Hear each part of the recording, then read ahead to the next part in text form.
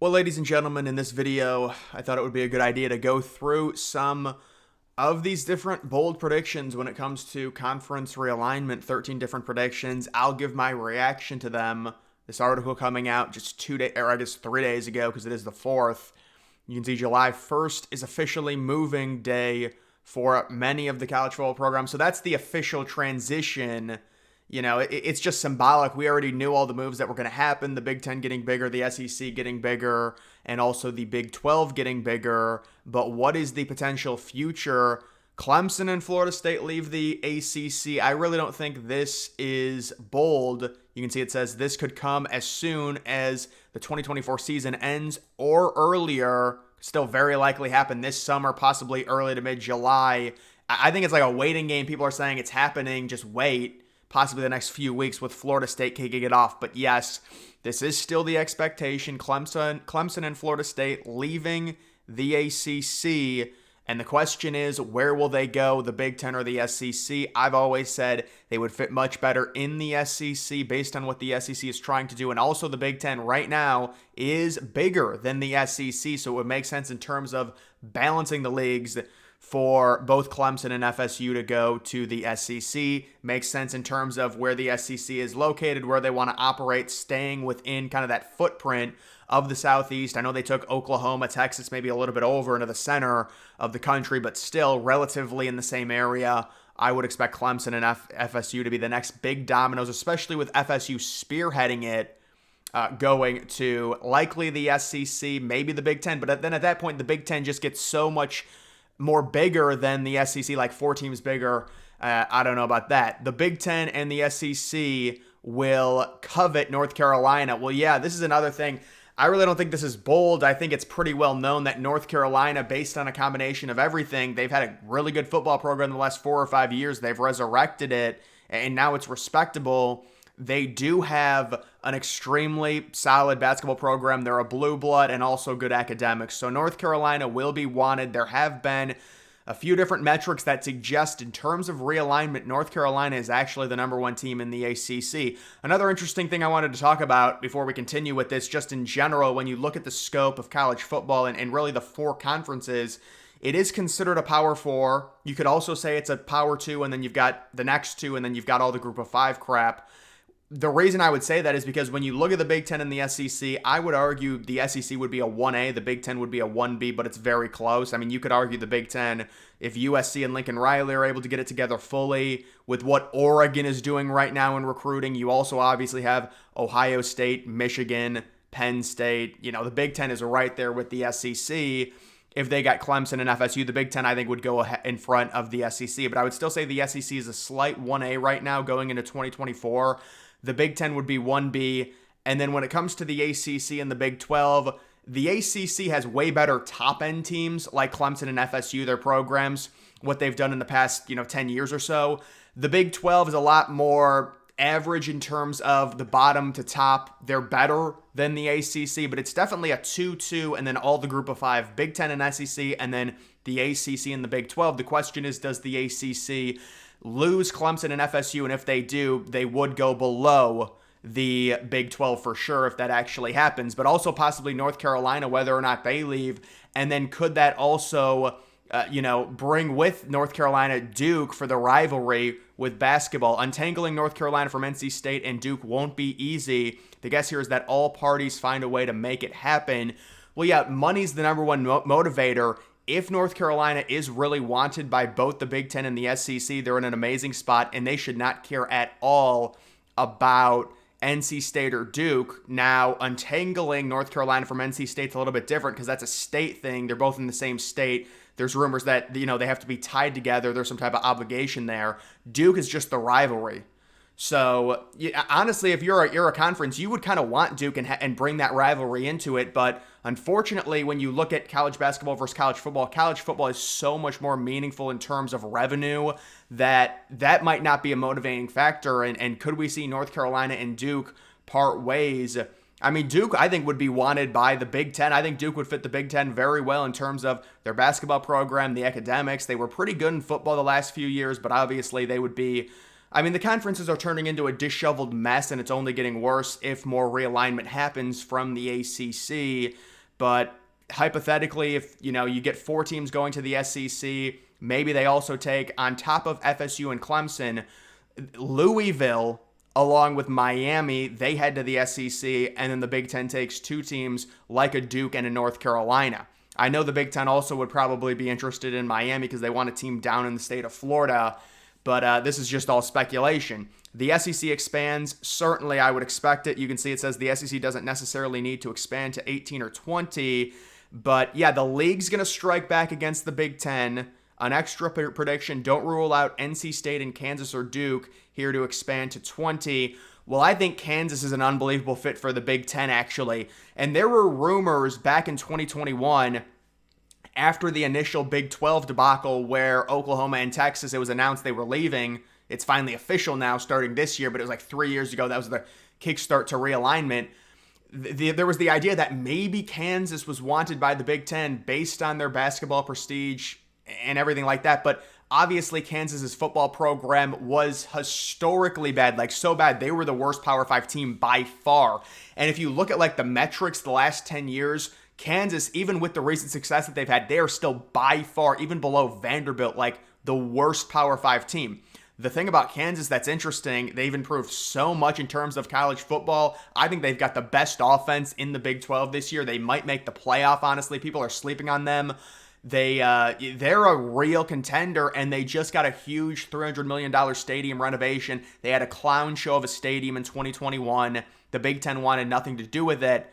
I think Kansas is an under-the-radar option for the Big Ten. I'm not sure about getting out of the Big 12, that TV deal, but I think this is something because we were talking about Big 12 teams leaving after the initial Oklahoma and Texas thing, with Big 12 teams possibly going to the Pac-12 when it looked like that conference was completely unraveling. It didn't happen. So I think they could get out of that Big 12 TV contract. And obviously, if you're Kansas, you would love to join, I would think, either the Big 10 or the SEC.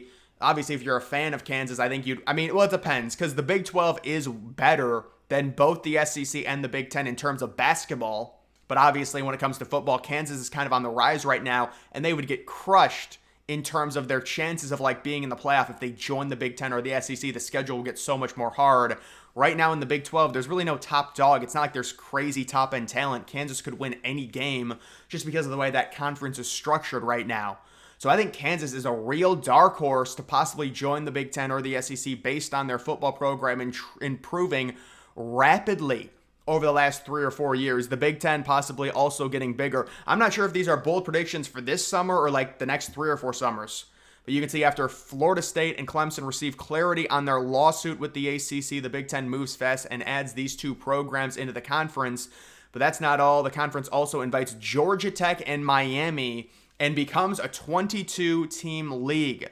So that would be a huge coup for the Big Ten. Georgia Tech is important in terms of where they're located, the Atlanta area, tapping into that, when it comes to the SEC. They've got full control right now. I guess the ACC also does have it with Georgia Tech, but I would say Miami would be a big home run. That would be amazing for the Big Ten. Getting not only Florida State, also Miami in the state of Florida, and then Clemson from South Carolina. That would be a huge move, and definitely the Big Ten would be the premier program. It depends what the SEC would do, but at that point, you're kind of poaching the top dogs from the ACC outside of someone like, Louisville, I would say. You'd have maybe Louisville going to the SEC, maybe North Carolina, programs like that. I don't think that's going to happen, honestly. I think Florida State and Clemson are going to go to the SEC, because if the Big Ten gets them, I think they vault in front of the SEC. The SEC is not going to let that happen, but we'll see.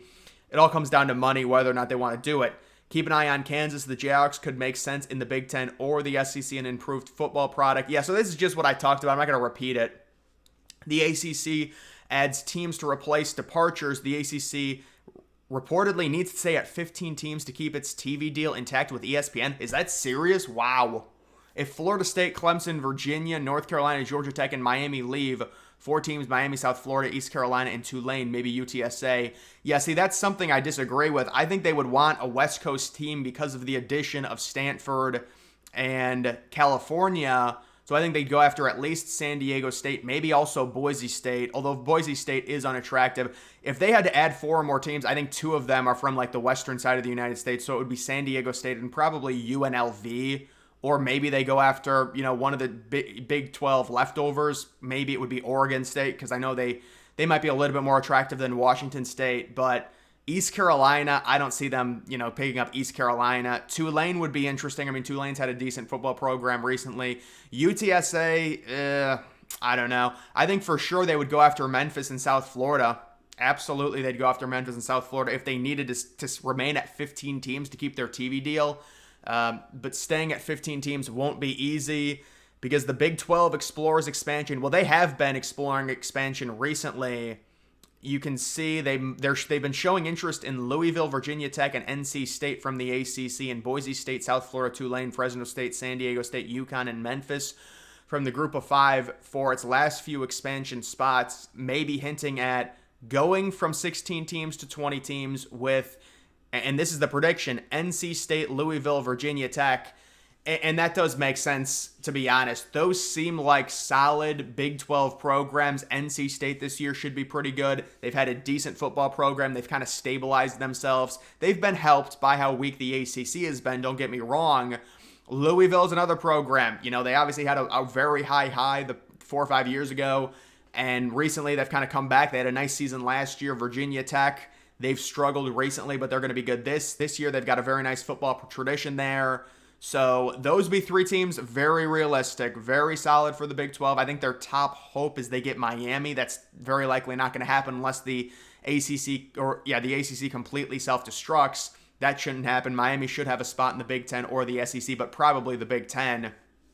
And then also Memphis possibly coming over as well to get to 20. Yeah, Memphis is another typical team that I could see joining the Big 12. So that would not surprise me at all. A group of 5 super conference is floated but ultimately fails. This could include Boise State, Memphis, Oregon State, Washington State, San Diego State, Fresno State, Tulane, UTSA, and South Florida, and others. Those super conferences with group of 5 teams never work because logistically it's a nightmare and the juice is not worth the squeeze. That conference is not going to generate enough money to completely destroy all the conferences those teams are involved in to make it work. So the conference would just not generate the amount of money. Boise State's a good program. In terms of their fan base, the TV market, it is not there. That's why they haven't joined a bigger conference, even though they have great, football history. They've got like one of the top winning percentages. Memphis is a team that's decent. Oregon State, Washington State, they're all right. Sandy, yeah, that's just, I would say that probably does not end up happening. Oregon State and Washington State join the Mountain West Pac-12. Yeah, so that whole thing, I did a video on that. Like, can they keep the Pac-12 together? The conference could opt to rebrand as the Pac-12 or Pac-14 with all of the current 12 members. Yeah, I think what Oregon State and Washington State would probably want to do is only have maybe 10 teams or 8 teams, make the league really exclusive to try and limit the amount of cuts you have to give out to some of these teams like Hawaii, for example, because they're not bringing in much money and you're giving them, a cut of the TV deal. So that's another thing that could happen. But yeah, more than likely the most realistic scenario with Oregon State and Washington State is just joining the Mountain West rather than rebranding. Rebranding is dumb. It's not the Pac-12 anymore. The name brand doesn't matter if there's no teams in the actual league. You're not going to get more money because of that. Maybe a little bit, but it's not going to be anything major that really changes things. So these are all interesting predictions when it comes to the future of college football. This is more like next 3 or 4 years, I would say, when it comes to what could potentially be happening. I think that's the last. Oh, no, there is more. The MAC becomes a 14-team league. UMass joins the MAC. Yeah, so they're at an odd number of teams right now. And then even if the conference prefers all sports members, they grow with a football-only deal with UConn. And if UConn isn't the right fit, maybe an FCS team, Illinois State. I believe, Youngstown State is still FCS as well. They could go Illinois State, Youngstown State, one of those FCS teams in the footprint of the MAC, I would say. Or UConn, I guess. I mean, UConn's football is terrible. The Sun Belt grows to 16 teams. Some hard feelings persist over Western Kentucky and Middle Tennessee leaving the Sun Belt. However, the Sun Belt decides to grow by 2, inviting the Blue Raiders. is that Middle Tennessee? Yeah. So they invite Western Kentucky and Middle Tennessee back into the conference. Conference USA considers more expansion. So possibly Conference USA expanding. And then Notre Dame not joining a conference. Yeah, well, with Notre Dame, there's really no point in talking about them. I mean, there was a lot of stories in 2022 about them joining a conference. It's just a tired talking point. I think if Notre Dame joins a conference, it'll be the Big Ten, or they're not joining anyone at all. They will not join the SEC. You know, you could say, well, if the money's there, I don't know. I think they're either Big Ten or bust, and they're probably just going to stay as an independent. The other thing is, with the playoff expanding to 14 teams, I think the protocol of the playoff is going to change. This year, people are already going to get angry at what's going to be happening, where every conference is guaranteed like a top 4 spot, which is just, to be honest, it is dumb, because the SEC and the Big Ten are so much better than the ACC and the Pac-12. I mean, you could have a situation where Oregon faces Ohio State in the Big Ten championship game. They both have 1 loss, and then the loser has 2 losses, and they're going to be behind Utah. You know, they're not going to get a first-round bye. They're going to be behind, you know, whatever the Big 12 champ is, whatever the ACC champ is. Well, I guess at this point, the ACC still does have Clemson and FSU, but still, it just doesn't make sense to do that. The idea of Notre Dame joining a conference was everybody coming out and being like, whoa, when they realized that Notre Dame had 0 shot at a first-round bye because it's just conference champions getting the bye. But that's going to change with the 14-team conference anyways. So I don't think it's a big deal. So, yeah, Notre Dame will probably stay as an independent, but I believe that's the last, that's it. So, guys, that is going to do it for this video. Make sure you follow me on X. Link to that's always in the description.